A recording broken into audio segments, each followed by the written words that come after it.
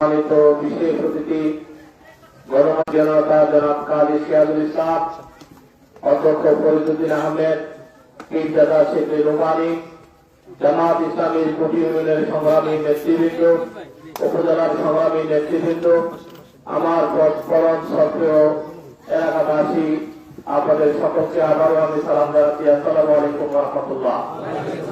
আল্লাহ রাব্বুল আলামিনের দরবারে আমরা শুকরিয়া আদায় করি। আজ থেকে 1 বছর আগে এই 1 আগস্ট জামাত ইসলামীকে সরকার একটি অধ্যাদেশ জারির মধ্য দিয়ে জামাত ইসলামীকে নিষিদ্ধ করা হয়েছিল। কি আপনাদের খেয়াল আছে? আপনাদের ইসলামী ছাত্র শিবিরকে নিষিদ্ধ করা হয়েছিল।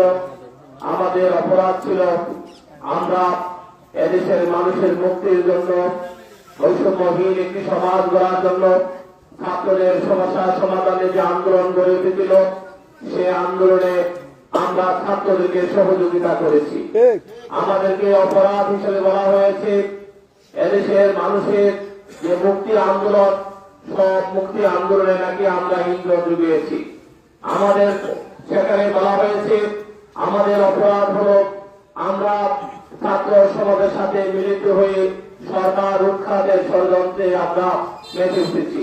সম্মানিত ভাইয়েরা, আওয়ামী লীগ সরকারকে উৎখাত করার প্রয়োজন কেন হয়েছিল? আওয়ামী লীগ সরকারের বিরুদ্ধে আন্দোলন কি আমরা শুরু করেছি বলেন? 2009 সালে একটি ডিজিটাল কারচুপির মাধ্যমে সেনাবাহিনীর সহযোগিতা নিয়ে সারা বাংলাদেশে 35% ভোট রাতে কেটে রাখা হয়েছিল, বিভিন্ন ব্যালট বাক্সে করে রাখা হয়েছিল। এমন একটি ডিজিটাল কারচুপির মধ্য দিয়ে তারা ক্ষমতা এসেছে। গণতন্ত্রের স্বার্থে, গণতন্ত্রের সমুন্নত রাখার স্বার্থে জামাত ইসলামী বিষয়টি জানার পরও জামাত ইসলামী সরকারকে মেনে নিয়েছিল। আমরা মনে করেছিলাম আওয়ামী লীগ সরকার 96 সালে ক্ষমতা আসার পরে তারা যে অপরাধ করেছিল সেই অপরাধ হয়তো এবার আর করবে না। আমরা মনে করেছিলাম 71 সালে স্বাধীনতার আন্দোলনের পরে 72 সাল থেকে 75 সালে তারা যে জুলুম করেছে, মানুষের উপর যে নির্যাতন করেছে, মানুষের অধিকার তারা যেভাবে ক্ষুণ্ণ করেছে, তাদের দ্বারা হয়তো এই ধরনের অপরাধ সংঘটিত হবে না।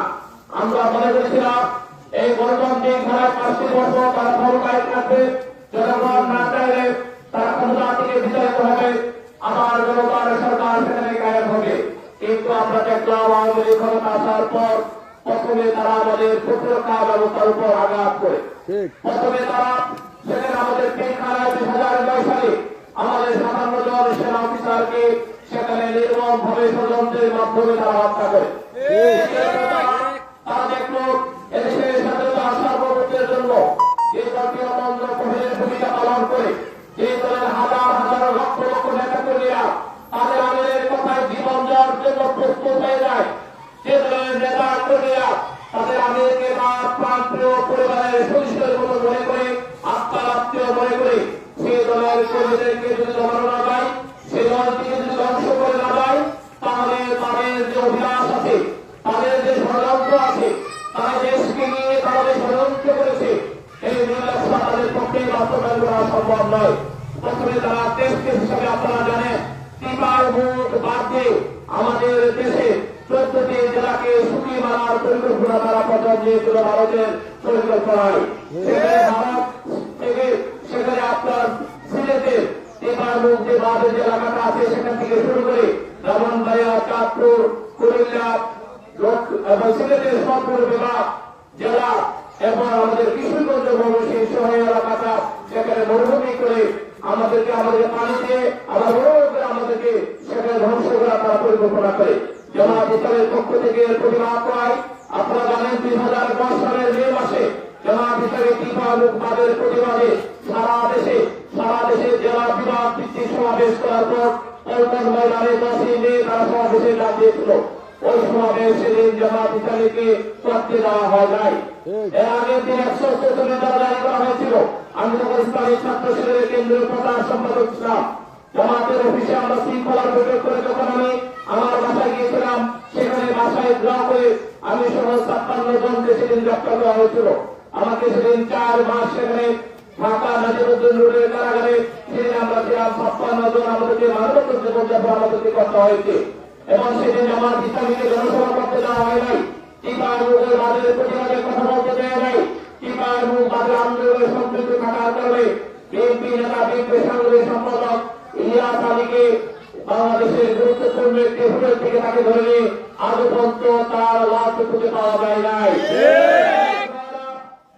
জামাত ইসলামকে তারা প্রথম আঘাত করে টিপার মুখ বাজারের সেই আন্দোলন সংগ্রামে যখন আন্দোলন সংগ্রাম জামাত করে করেছিলাম, তখন জামাতের উপর তারা ক্ষিপ্ত হয়ে জামাত ইসলামের বিরুদ্ধে বস্তা প্রচার সাজানো সেজন্য মামলা দিয়ে জামাতের নেতৃবৃন্দকে প্রথমে গ্রেপ্তার করে কোরআন অবমাননার মামলায় আল্লামা শামসুল্লাহ হোসেন সাইদিকে রামদেব হোসেন সাইদি অগণনা মানুষের প্রেরণা কোরআনের বন্ধনে কোরআনের কথা বলতে বলতে তার জীবনের শেষ পর্যন্ত তিনি কোরআনের কথা বলে গিয়েছেন, তাকে গ্রেপ্তার করা হয়েছে, তিনি নাকি কোরআন অবমাননা করেছেন। এভাবে জামাতের নেতৃবৃন্দকে বিপুলভাবে গ্রেপ্তার করে পাঁচজন জামাতের নেতাকে সেখানে বিচারের নামে প্রহসন করে কারাগারে তারা বিচার নামে প্রহসন করে তারা ফাঁসির কাছে ঝুলে তারা তাদেরকে হত্যা করে হত্যা করে নেয়। তাদের লাশ নিয়ে তারা যে নৃত্য করেছে তাদের পরিবারের সদস্যরা সেখানে মিটিংয়ে তাদেরকে লাঞ্ছিত হতে হয়েছে। যেদিন আব্দুল কাদের মোল্লা ভাইকে পাশের কাছে তারা নির্মমভাবে ধরেছিল, সেদিন তার পরিবারের সদস্য তার স্ত্রীকে সেদিন গ্রেপ্তার করা হয়েছিল। সেদিন আমার স্ত্রী সহ এবং আব্দুল কাদের মোল্লা ভাইয়ের স্ত্রী সহ 19 জন মহিলা কর্মীকে জামাতের মহিলা বিভাগের অফিস থেকে সেদিন গ্রেপ্তার করা হয়েছিল। সংগ্রামের ভাইরা, এভাবে জামাত ইসলামের উপর নির্যাতন নিপীড়নের মধ্যে জামাত ইসলামের 5 জন নেতাকে তারা ফাঁসির কাছে রয়েছে, 6 জন শীর্ষ স্তরের নেতাকে তারা কারাগারে রেখে ধীরে ধীরে তাদেরকে হত্যা করেছে। জামাত ইসলামীকে শুধু 11 জন নেতা নয়, জামাত ইসলামের প্রায় 5 শতাধিক নেতা কর্মী 15.5 বছর তারা পাখির মতন গুলি করে জামাতের নেতা কর্মীকে হত্যা করেছে। জামাতের লক্ষ লক্ষ নেতা কর্মীরা বারবার হত্যা হয়ে চাকরি ব্যবসা বাণিজ্য ছেড়ে আজকে তারা মানবতর জীবনযাপন করতে বাধ্য হয়েছিল। জামাতের হাজার হাজার নেতা কর্মীরা কারারুদ্ধ ছিল।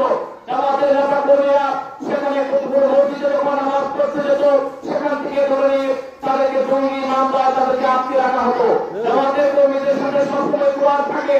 জামাতের কর্মীরা কোরআন নিয়ে ইসলামের বই নিয়ে যখন কাজ করতে গিয়েছে, রাষ্ট্রের কোরআনে গিয়েছে, ইসলামী সাহিত্য এবং কোরআন হাদিসের বইকে জঙ্গি বই চালিয়ে জামাতের শত শত নেতা কর্মীকে তারা নির্মমভাবে নির্যাতন করেছে।